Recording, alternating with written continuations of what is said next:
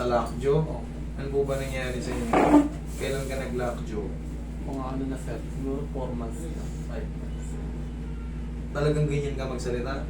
O napipigilan dahil sa lockjaw mo? Napipigilan siguro. Kasi yung S mo, singaw na. Ay, bull po talaga ako, sir. Okay, thank you. Hindi, kasi kinonfirm ko lang kasi baka mamaya naiipit na yung dito mo dahil hindi mo manganga. Opo. Yung salita niya kasi, Opo. may ano, di ba? Opo, Napapansin. napapansin. Siyempre ako, konserbatibo, ano ko eh, observatibo ko eh. Ngayon, ano ba yung Ito nangyayari? po sir, sa basketball po sir, Kailan nangyari? mga 1 month and a half na rin po, 1 sir. month and a half. Anong sa tingin mo nangyari sa'yo? Tumba ka ba? Ano Pinalagog sir, ka? hindi po sir, alawan po ng bola, tapos nagkapwersahan sir. Okay. Tapos parang damay na ba dito yun sir? Basta dito sa shoulder. Kasi yung muscle dito sa supraspinatus, kung talaga katulad yan, tumatagal na, sa kalating buwan na kamo, once na, una dito lang yan. Pero katagalan kasi itong muscle na to, dito nakakabit. Eh syempre, habang nangangawit na to, yung dulo niyan, katulad niya, may patch ka na rito. Ibig sabihin, maabot na rito. Pero madali lang naman, pag naayos ko to, wala na rin yan. Ngayon sa Diyos, ano ka ba? Nasampal ka ba? Na ano ka? Paano nangyari sa Diyos mo? Parang paggising ko sir eh. Paggising ko po parang may tumutunog-tunog na po. Nung una, may Opo, tumutunog na. tumutunog na. Ngayon, paggising mo, nagulat ka, anong pakiramdam mo? Sumasakit siya? Di mo may nga? Ano? Sumasakit po siya. Sumasakit. Opo. Yun ako nga. Ah. Sara. Okay. Sige, idol, dito ka. Palit ka. Hindi man gusto kong ma-adjust yung mga sumasakit. Kasi kailangan, pag bumanga tayo, wala. Kahit ngangangangang talaga tayo. Walang problema kung tumutunog. Opo. Walang problema yan, may clicking-clicking, basta walang pain. Kay sir kasi sumasakit daw eh. Hindi po pwedeng sumasakit. Pantay kakain pag sumasakit. O sige, nga. Dandan Sara. Okay, ito ang lumalabas, idol. Sige nga. Dandan Sara. Sige nga. Dandan Sara. Sarap. Sarap. Una lang yan, magugulat ka, parang konting sumakit, pero in a few seconds, na yan. Okay, last, nga.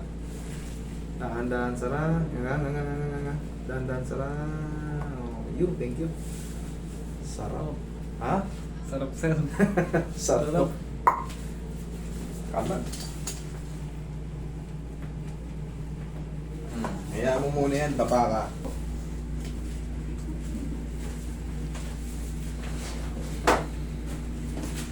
Hindi naman sumasakit yung ano. Dito sir. Okay ba? Okay naman. Okay. Tayo.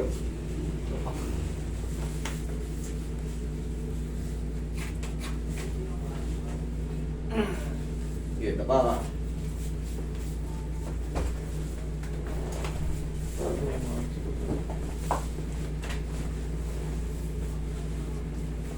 Okay, relax na.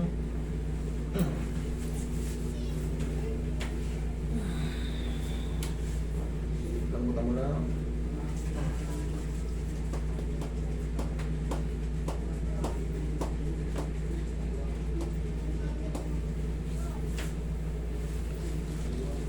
Relax na. Lambutan mo lang ang katawan mo. Relax na. Tanggalin na natin yung patch mo ah. Okay, wait na lang. Patch. Patchy.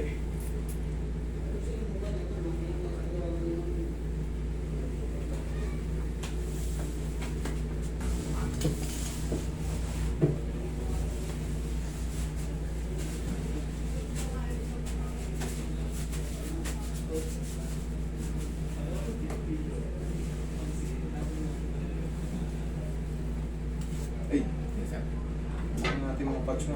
Wala na yan. Parang tulong yan. Kumbaga, paklas na to eh.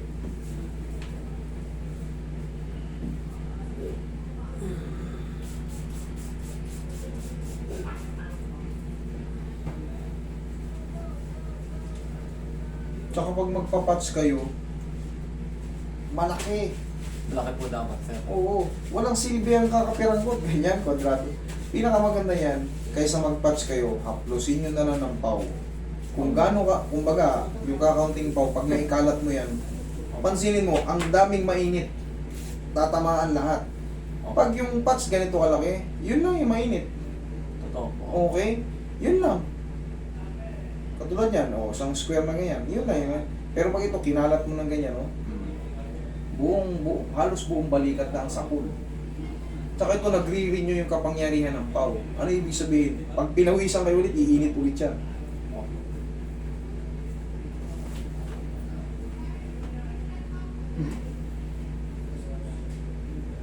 Yan. Yan nga. Ha? Sara. May masakit pa wala? Wala na po. Ano rin tumutunog sir. Okay, Galing.